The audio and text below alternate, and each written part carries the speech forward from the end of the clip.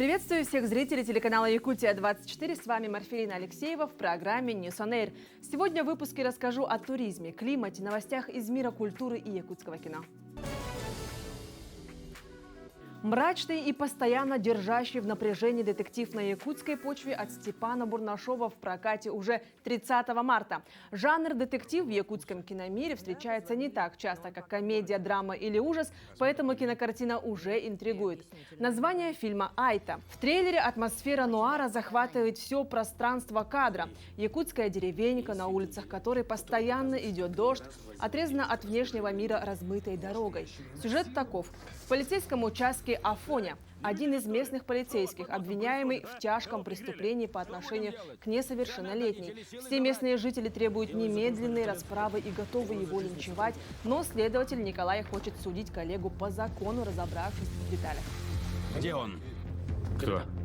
Где этот урод Афоня? Иди домой, не глупи. Сам видишь, ситуация дрянь. Вот же сволочь. Наделал дел. Там все мужики уже ружья вытаскивают. Я бы его своими руками порешил. Оставить свое субъективное мнение. А если бы это была твоя дочь? Эй, тебе слова не давали. Открой, это Аял. Не открою. Не могу тебя впустить, у меня приказ. Ладно, не отдаете по-хорошему?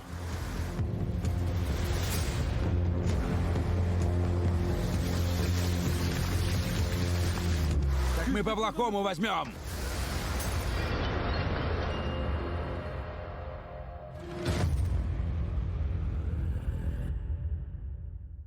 Кинокомпания «Саха-фильм» объявляет конкурс сценариев короткометражных фильмов в рамках молодежного фестиваля «Мус-Устар-2023». Прием заявок с 13 февраля по 17 марта. Победителя ждут денежные призы. Следите за информацией на сайте musусtar.ru или в телеграм-канале кинокомпании «Саха-фильм ЕКТ». Стартовал прием заявок на конкурс «Той-Хая-2023» для детей от 8 до 17 лет. Конкурсные видео принимают до 22 февраля. К участию приглашают сольных исполнителей, дуэты и коллективы. Первый отборочный тур пройдет онлайн, второй очно на сцене Дома культуры Той-Хая в Арылахе. В этом году организаторы изменили правила конкурса. Награждение лауреатов, дипломантов, номинантов пройдет 25 марта. Обладатель гран-при в детской категории получит 100 тысяч рублей. В этом году дети будут исполнять две песни. Для первого тура, который пройдет заочно онлайн, дети отправляют одну песню на якутском языке. Прошедшие на второй тур будут исполнять две песни, но уже очно. Одна песня на якутском языке, вторая песня на любом языке по выбору участника. Самый большой и в то же время самый малонаселенный регион страны, суровый край вечной мерзлоты и рекордно низких температур – это Якутия. У нас в республике есть на что посмотреть. Всем известные такие места, как Ленские столбы, Полюс Холда и Булус. Но я хочу рассказать о паре точек на карте, которые менее популярны, но ничем не уступают остальным. Гора Киселях – это место одной из самых загадочных уголков Якутии. Гора, расположенная на водоразделе рек Яна и Адыча, считается священной. У местных жителей есть табу. Запрещается не только ходить на гору, но даже долго смотреть на нее. В то же время считается, что если человек поднимается на Киселях с добрыми мыслями и намерениями, то он сможет не только насладиться первозданной красотой, но и зарядиться положительной энергетикой. В древности на гору могли подниматься только шаманы. В начале 21 века сюда был открыт доступ туристам. Еще одно прекрасное место – Улахан-Ары-Кюэля. В дельте реки Оленек расположен необитаемый остров Улахан-Ары. На этом острове находится несколько озер, самое крупное из которых носит название Улахан-Ары-Кюэля.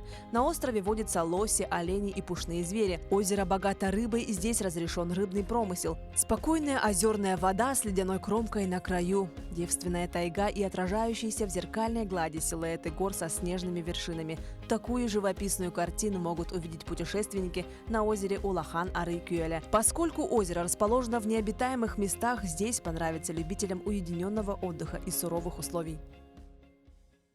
В этом зимнем сезоне аномальные холода затронули не только Якутию, но и многие регионы страны. Набережная курортного Новороссийска, в котором несколько дней бушует непогода, превратилась в ледяной дворец. На кадрах можно увидеть покрытые слоем замерзшей воды скамейки, урны, фонарные столбы, а также не выдержавшие ледяного гнета повалившиеся деревья. Во вторник из-за бушующего в городе урагана администрация города ввела режим чрезвычайной ситуации в центральном районе Новороссийска.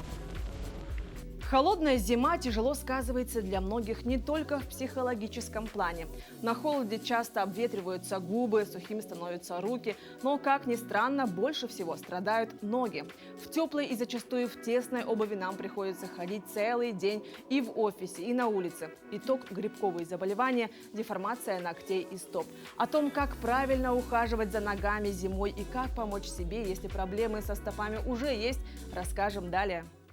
Выбор правильной и удобной обуви едва ли не самый главный фактор здоровых стоп, твердят специалисты. Именно из-за тесной и неправильно подобранной обуви возникает большинство проблем с ногами. А зачастую клиенты приобретают обувь по одному критерию, ссылаясь только на длину. Но при выборе обуви существует 3 критерия. Помимо длины существует такое понятие, как ширина и взъем. А если у человека имеется анатомическая деформация стопы, такая как поперечное плоскостопие, когда человек наступает, у него стопа уплощается и продвигается вперед, и тем самым она становится пошире. Поэтому обувь обязательно нужно приобретать, обращать внимание на передний отдел, чтобы он не был заужен. Узкая обувь, высокие каблуки, ровно как их полное отсутствие, не лучшим образом сказываются на стопах. Появляются мозоли, потертости, деформируются пальцы. В зимнее время, если должным образом не ухаживать за ногами, к ним прибавляются еще и такие неприятности, как грибок и другие инфекции. Часто деформации ногтей на ногах у женщин происходят после процедуры шелака, когда вместо положенных 2 недель покрытие не снимают месяц, а то и более. Так произошло и с Еленой Ивановой. В модном салоне ей посоветовали обратиться за помощью к подологу. Вот эта деформация ногтей, деформация стоп на меня очень давила. Скованность какая-то была, я не могла ходить нормально в туфлях. Сейчас я быстро бегаю, хожу. Вот этой проблемы нет у меня. Сейчас я на высоких каблуках, в тесной обуви не хожу. У меня уже сейчас обувь, очень удобная обувь. Кстати, популярные в Якутии унты многие надевают с теплыми носками, даже с несколькими, что неправильно. С зимней теплой обувью специалисты советуют носить тонкие хлопчатобумажные носки, для того, чтобы пот впитывался и, конечно же, чаще их менять и мыть ноги. Обязательно нужно пользоваться в домашнем уходе определенными кремами по типу кожи, потому что кожа у всех разная. У кого-то склонна к потоотделению, у кого-то она сухая очень, да, у кого-то средняя, а у кого-то вообще и вовсе диабетическая стопа. Там совершенно тоже должен определенные крема тоже должны быть уходовые. Ну и посещать, конечно, специалиста-подолога. Специалист-подолог, пока редкий для наших краев, помогает правильно ухаживать за ногами, выявить проблему и ее причину. Его работа включает в себя работу мастера педикюра и одновременно специалиста, помогающего справиться с заболеваниями стопы. Есть определенный ряд обуви, который в принципе нехорошо. Это зачастую обувь, которую любят наши милые дамы, которая называется балетки, у которой нет совершенно каблучка. Потом вторая неподходящая обувь, это особенно касается подростков. Дорогие родители, обращайте внимание на обувь, в которой ходят в школу ваши дети. Такая обувь, как конверсы. У них очень зауженный передний отдел. А мы знаем, что подростки у нас очень активны, у них активное потоотделение. Ножка начинает в носочках потеть, плюс идет в переднем отделе сжатие, соответственно, опять-таки нарушается кровоток, оттуда идет такое понятие, как деформация ногтевых пластин. Чтобы проблем не возникало, необходимо учить детей правильной гигиене как можно раньше. Ведь с возрастом, если не уделять этому должного внимания, проблем не избежать. А если они уже есть, обращаться к специалисту, который обязательно поможет не только советом, в случае необходимости медицинской помощи направит к врачу-дерматологу, ортопеду или иному доктору. Туяра Филиппова, Виктор Дичковский, Якутск.